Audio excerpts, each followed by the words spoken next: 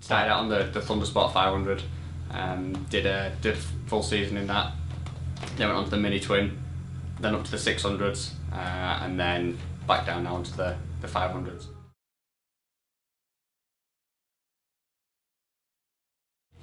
I had quite a big accident here in October 2013, and my shoulder's not really fully back up to strength, so I can't hang on to the 600 as much as I need to. And plus it's very expensive to keep a 600 up and running, so I thought I'd come back down to 500s, get the fun element back in there, which is why we all race anyway, a little bit cheaper, and then see if I can progress back dependent on shoulder. Yeah, if you're wanting to commit to a full season, it's a huge chunk. You need a definite team behind you. Unless you're very well off, you're going to struggle to just come into it and do it as a sole thing, really. So you need everyone behind the scenes to help out. Like, I've got me mum and stuff that looks after all the catering side of stuff, all this little stuff that you forget, because everyone thinks bike and rider really, but there's so much more that you forget about, that when you actually sit down and look at how much it costs, you think, yeah, it all adds up. But it's just stuff that you just kind of take for granted, like having all your tables to set up and all your eating facilities and everything like that. It all costs money, but it's something you don't add in your budget. To hopefully be a new Thundersport 500 champion, definitely be just up the front as much as possible.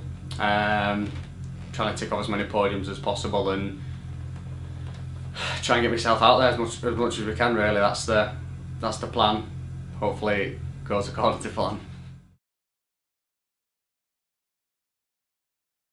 I like the circuit, it is a good circuit. Quite a few of us out there though, it's really busy. There's 56 of us out for qualifying.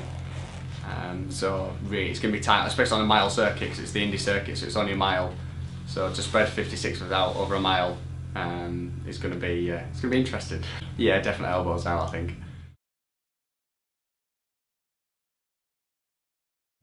We usually have enough people out testing or out qualifying to fill a grid, so 38. Usually that's about the max, but it'll be interesting. Usually, if you get to the front of qualifying,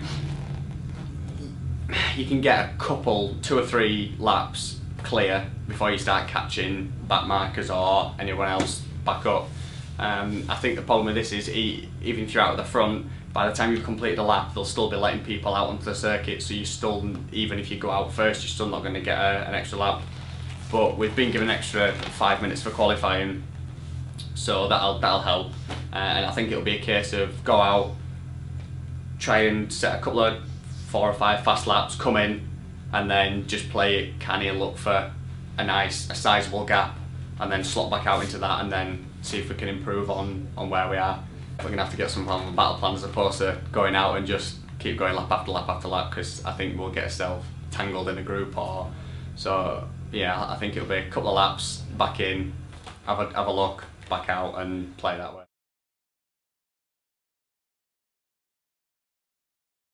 I like Rockingham. That's a good circuit of mine.